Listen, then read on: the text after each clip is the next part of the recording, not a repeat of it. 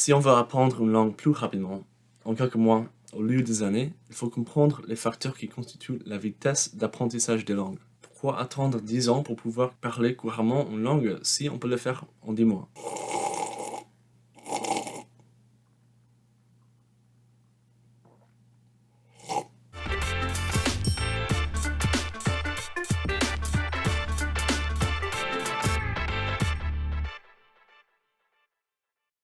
Ayant grandi aux États-Unis où les seules personnes qui parlent une langue étrangère sont les immigrants ou les enfants d'immigrants, pour moi, parler une seule langue n'est pas une honte. C'est normal, c'est tellement rare de parler une langue étrangère aux États-Unis qu'ils ont beaucoup de respect pour toi. Like, a lot of respect. Là-bas, si t'es multilingue, t'as plus besoin d'être aussi beau que Brad Pitt ou Angelina Jolie. You're a freaking badass, dude. Si t'es multilingue là-bas, you're getting laid, dude. Fortunately, not speaking from experience, but it's whatever. C'est pas grave. Mais dans de nombreux pays, il y a un grand pourcentage de la population qui parle 2 voire 3 langues, notamment en Europe du Nord, l'Afrique et en Asie, où la plupart de la population est au moins trilingue. Mais quel que soit le pays d'où tu viens, c'est un exploit incroyable d'être polyglotte. Fais une recherche rapide sur YouTube et tu trouveras des gens qui parlent jusqu'à 20 langues. Mais les Américains parlent à peine une langue. Barely. Ok, yeah, that's probably fake news, but... Mais 20 langues, comment est-ce possible? Très souvent, la réponse est que cette personne doit être un génie. Cette personne doit avoir une facilité naturelle d'apprendre des langues étrangères. J'ai fait un peu de recherche moi-même sur le sujet et je suis tout à fait convaincu que si quelqu'un voulait vraiment apprendre autant de langues, c'est tout à fait possible sans être un génie. Je soutiens que tout comme ton quotient intellectuel et ton quotient émotionnel peuvent être augmentés, ton quotient intellectuel linguistique peut l'être aussi. Tu peux activement améliorer ta capacité à apprendre des langues. Et c'est précisément le sujet de cette chaîne de YouTube. Comment apprendre une langue et plus rapidement, without being bored as f***. Selon mon expérience personnelle et des discussions avec des polyglottes et d'autres recherches, j'ai conclu que la vitesse d'apprentissage des langues dépend largement de ces 4 facteurs. Les progrès réalisés par chaque tâche, la pertinence de ce que tu es en train d'apprendre ou de pratiquer, le niveau de concentration et le temps passé quotidiennement. Donc la première question à te poser, c'est à quel point tes tâches d'apprentissage linguistique te font-elles réellement progresser? Quand tu fais une activité, quelle qu'elle soit, toutes les tâches que tu fais ne te font pas progresser de la même manière. Il est très facile de tomber dans le piège de penser « je fais quelque chose, donc je suis productif ». Non. Bad language learner. Bad. Stop it. Ce n'est pas parce que tu te sens productif que tu es productif. Au fond de toi, deep down, tu le sais déjà. Mais souvent, le problème, c'est que tu choisis inconsciemment de l'ignorer afin d'éviter toutes les tâches inconfortables. Tu sais qu'avoir des conversations avec des gens en anglais est le meilleur moyen d'apprendre l'anglais. But it's so scary and so uncomfortable. Oh my god. Yes, it is. And that's why you need to do it. Parce que ce sont souvent les tâches les plus inconfortables qui mènent à la plus grande productivité. Mais au lieu de cela, tu passes 10 heures à jouer Duolingo en te sentant productif, alors que tu aurais pu avoir une conversation pendant 1 heure sur Italki avec ton tuteur qui s'appelle Brian, et tu aurais pu avoir progressé autant. And yes, Brian fait ses séances de tuteur depuis son ordi in the kitchen. Don't forget. Duolingo est une entreprise à but lucratif. Ils gagnent plus d'argent grâce aux publicités, plus de temps tu passes sur leur site. Et donc dans leur intérêt que tu passes plus de temps à apprendre des langues que ce dont tu as vraiment besoin. Leurs ingénieurs ont conçu l'application afin de te donner de la dopamine et de te faire revenir pendant le plus longtemps possible. Ils ne l'ont pas conçu dans le but de te faire apprendre la langue le plus rapidement possible. The Duolingo owl is wise, but that doesn't mean he cares about you. I care about you. No, that's a fucking lie. I'm just here for the YouTube money. 7 centimes par an, baby. Ah, qu'est-ce que je suis riche. Love money.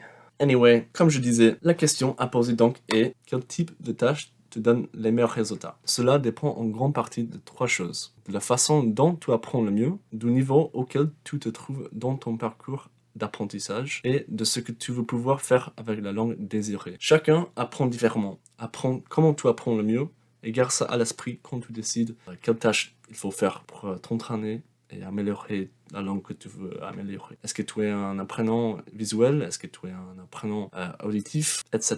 Quand tu commences à apprendre une nouvelle langue, 1 heure d'apprentissage du vocabulaire pourrait te faire beaucoup de progrès. Alors que 1 heure d'apprentissage du vocabulaire à un niveau intermédiaire pourrait pas te faire autant de progrès. Peut-être à un niveau intermédiaire, il vaut mieux de passer ton temps à vraiment utiliser la langue. Par exemple, lire un livre ou regarder des vidéos sur YouTube. Pour savoir quel chemin il faut prendre, il faut savoir d'abord où tu veux aller. Bam! Poetry! Si tu veux être capable d'avoir des conversations avec tes amis, apprendre des expressions et des insultes. Si tu veux pouvoir communiquer pour le travail, lis des articles sur ton secteur. Pour le deuxième facteur de la vitesse d'apprentissage des langues, il faut se poser la question, dans quelle mesure ce que tu apprends ou pratiques est-il pertinent? Il existe de nombreux mots et des expressions dans une langue, mais essayer de tout apprendre est un moyen sûr de ne pas progresser et de finir probablement par la frustration, l'abandon et se sentir like a piece of shit. Crois-moi, je le sais. Tout comme chaque tâche ne te fait pas progresser de la même manière, chaque mot de vocabulaire et chaque règle de grammaire ne t'aide pas à comprendre la langue de la même manière. N'apprends que ce que tu vas vraiment utiliser and fuck the rest. À moins que tu ne sois très intéressé par les fermes, tu prévois de vivre dans une ferme, tu aimes regarder des vidéos sur les fermes, il n'y a aucune raison pour laquelle d'apprendre des mots rarement utilisés comme clôture, grange, étable, pelle ou tracteur. Et pourtant, ce sont certains des premiers mots que l'école t'apprend dans un cours de langue. Il faut choisir judicieusement les mots les plus pertinents que tu vas utiliser dans ta vie quotidienne. Le troisième facteur, à quel point es-tu concentré?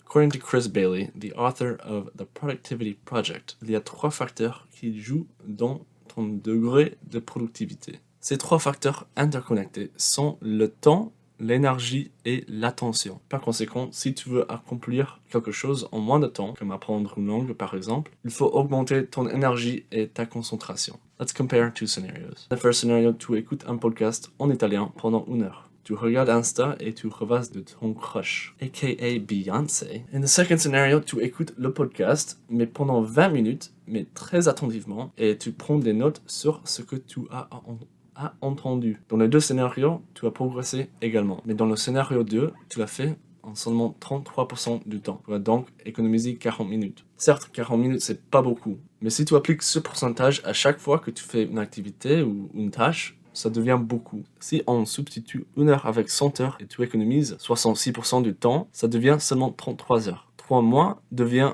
1 mois. 6 ans devient 2 ans. On a une expression en anglais, don't half-ass it. C'est-à-dire, ne fais pas quelque chose sans tous tes efforts. C'est pour ça aussi qu'il faut faire des activités qui t'intéressent. Plus tu es intéressé, plus tu es concentré. Plus tu es concentré, moins de temps nécessaire. Ce qui nous mène au point suivant. Combien de temps tu passes quotidiennement?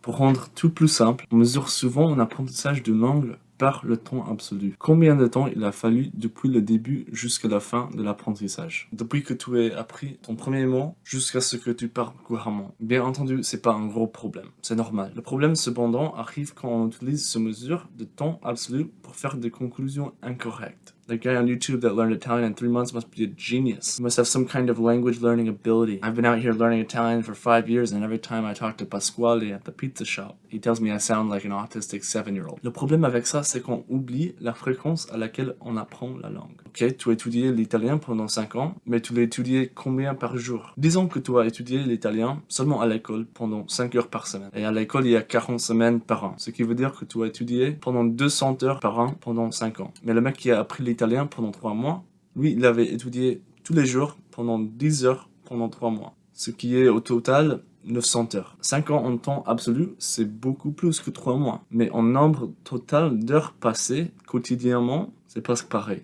Du coup, ce mec sur YouTube qui a appris en 3 mois n'est pas vraiment un génie. Mais n'oublions pas ce dont on a parlé plus tôt. Les tâches que tu fais, la pertinence de ce que tu apprends et ta concentration sont autant d'éléments qui influent sur le nombre d'heures dont tu as besoin. Dans tes cours d'italien à l'école, tu n'étais probablement pas toujours attentif et tu ne faisais pas de tâches utiles ou pertinentes, ce qui a simplement augmenté le temps nécessaire pour apprendre l'italien. Dans les semaines à venir, je vais publier beaucoup plus de vidéos sur l'apprentissage des langues and how to learn them much quicker and how to do it in a much more fun way. Because having fun is fun. Si tu aimerais me soutenir, s'il te plaît, laisse un like et aussi, surtout, laisse un commentaire parce que les commentaires montrent à l'algorithme de YouTube que c'est une bonne vidéo et qu'il faut le montrer aux autres. Merci beaucoup et à bientôt.